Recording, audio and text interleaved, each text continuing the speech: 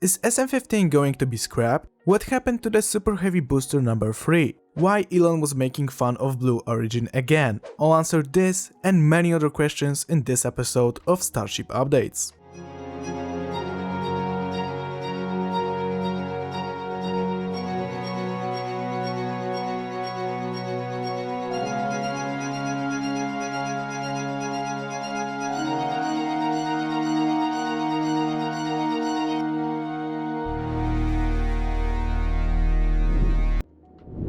We'll start the Starship section with some unfortunate news. What I've stated in the previous episode appears to be true, and as it turns out, the SN15 won't fly again. Instead, it will become a monument showing what has SpaceX accomplished in such a short amount of time. Everything points to the fact that SN16 awaits a similar fate. It's a shame that none of them will fly again, but I can assure you that this exposition will look incredible.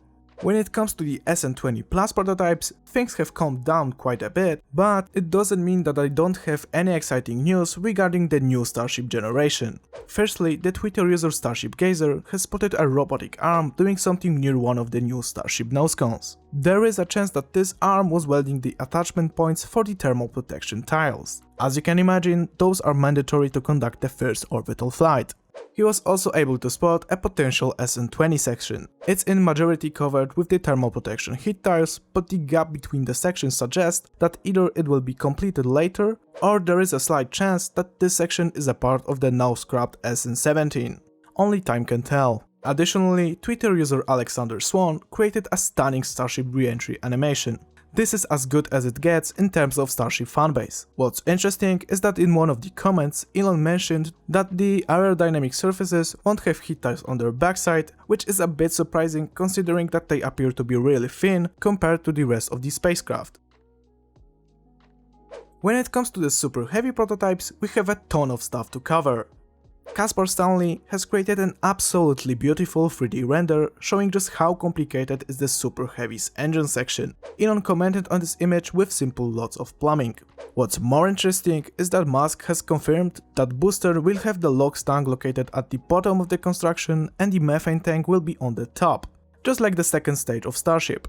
Lately, the CEO of SpaceX was really active on his Twitter account. For example, he told us that during the first orbital flight, they are planning to fit the booster with reaction control system that will use hot gas thrusters. To put it simply, right now Starship uses what's called a cold gas thruster. It's basically just a valve connected to the COPV tank filled with pressurized liquid nitrogen. When a simple maneuver is needed, those valves are opened for a short amount of time, allowing the gases to escape and push the Starship in designated direction. When it comes to the Super Heavy, and in the future the Starship itself, it will use what's called a hot gas thruster. This basically is a small rocket engine to which the fuel already comes in the gaseous form. Then the combustion occurs in a small combustion chamber.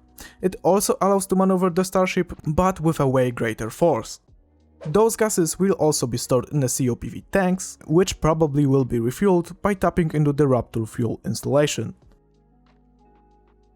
Next, Elon posted a picture of booster serial number 3 and called it a booster number 2.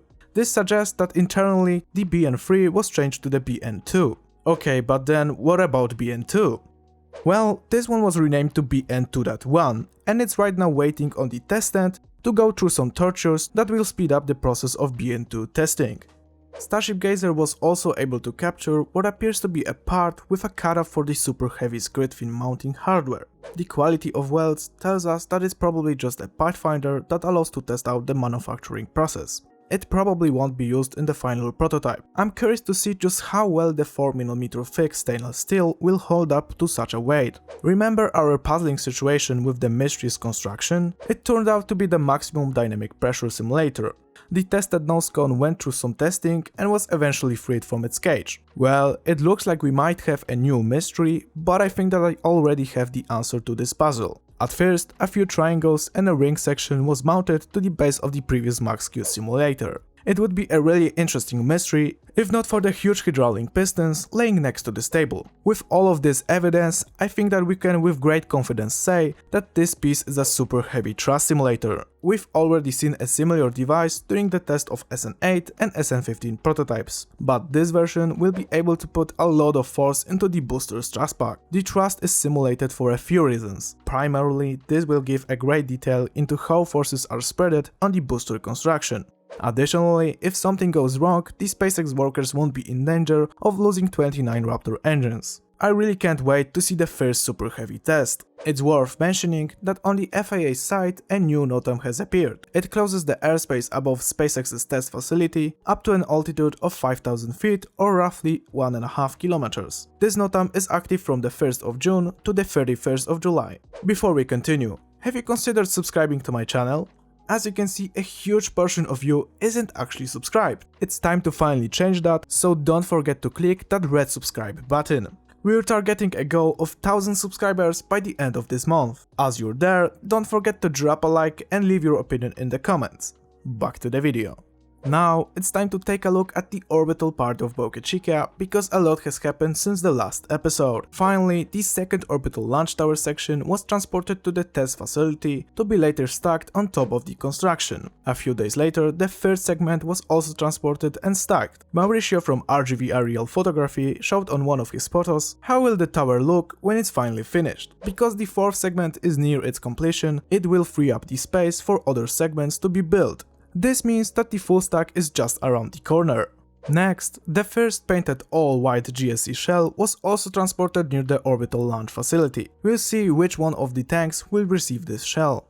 Lately, we've seen another addition to the orbital launch table. Honestly, at first we weren't expecting it to be such a complicated device. A few days ago, an interesting part has arrived at the starbase. Those pieces can potentially be used to hold the super heavy booster in place. This concept is nicely shown in one of OEPL's animations. Some time ago, Mauricio from RGV Aerial Photography has conducted a flyover over one of two SpaceX's all rigs. This one is called Deimos, and in the future it will be used for Starship's launch and landing basically from any place on the ocean. If we look at the progress of the second barge called Phobos, you can clearly see that this one will be finished first, not Deimos. As a reminder, Elon said that one of those two rigs should be partially operational by the end of this year. Lately, he confirmed that the Deimos will be ready in 2022. When Elon was really active on his Twitter account, he hasn't forgotten to as always make fun of Blue Origin. The Jeff Bezos company tweeted that the HLS program founded by NASA needs competition and not delays caused by starting from scratch. They've also said that the national team, which is led by Blue Origin, has created an ultra-safe lander that won't delay the plan of getting back to the moon's surface. Elon responded to their tweet by saying for the low price of, pointing out that their lander was almost 2 times more expensive than SpaceX's lunar Starship. Making fun of Blue Origin will never get old. To finish this episode, let's take a look at the Starship progress update documented on weekly basis by Brandon. As you can see, all 4 GSE tanks are almost complete, and the GSE-5 tank is slowly being constructed. The SN20 progress, on the other hand, seems to calmed down a bit, but it might be because we weren't able to identify some of the sections that I've shown previously. And of course the BN2, known also as BN3, has almost all of its sections complete, and it now awaits the stacking process. That's all I've got for you today. This episode was one of the shortest I've ever made, but it's really hard to keep up with producing content on 2 channels at the same time. I hope that you've enjoyed this episode and that you won't forget to subscribe, leave a comment and share this video with your friends. Anyway, I hope you're doing well and I'll see you in the next episode. Bye!